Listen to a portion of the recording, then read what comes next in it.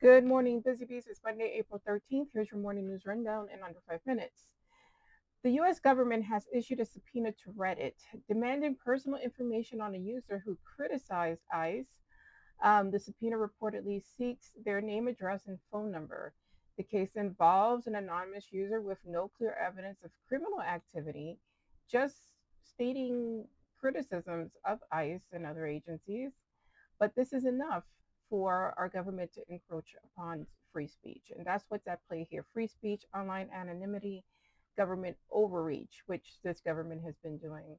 This is going to end up in the courts. But the question is, will Reddit adhere to the subpoena and give up this information or fight it out in court?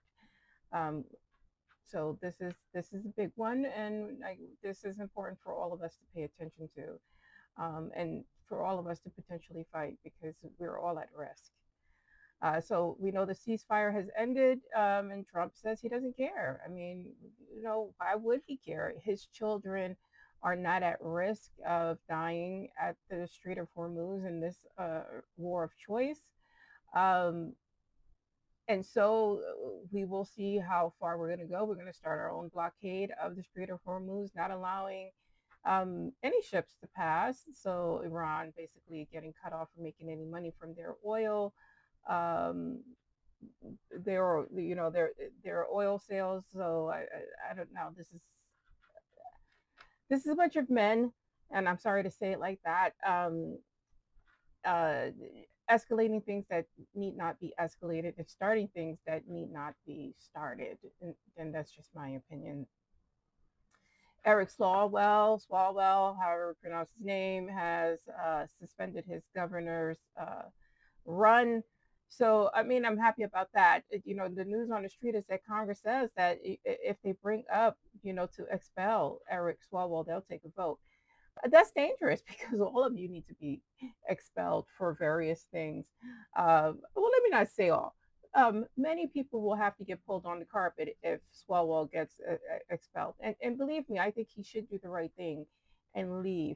And then you can just battle these charges however you feel fit. But yeah, Congress is something else, and I don't think they'll take this vote up. To be honest with you, I don't even think it's going to get to a vote. And more insane news from this regime: Trump has been, threatening the Pope because the Pope has openly criticized him. But when you present yourself as Jesus healing the sick, I think that the Pope can chime in on this because you are not Jesus. You do not have healing powers. I'm just going to throw that out there. You're not the second coming of Christ. I think he would not pick up such a problematic vessel for his return. That's just my opinion. Pope Leo says he's unafraid, and will continue to speak out. We're all waiting for this Melania Trump interview or bombshell to drop. My bet is they're going to pay this lady off. They're going to give her what she wants. They're going to bring her quietly back to the United States, which, when you have ICE force her out because her husband works for the regime, is very interesting. So again, we're waiting for that information. And of course, the big news in Europe is that Viktor Orban is out, Hungary ousting that super right wing person, and hopefully that good vibes, good juju will pass on to us here in the United States. Um, Another concern is the draft. Like, will the draft be enacted? Everyone's fearful except those who have the power to say they have bone spurs. And that's your morning news rundown. Stay smart, stay safe, stay informed, like, share, and follow if you can.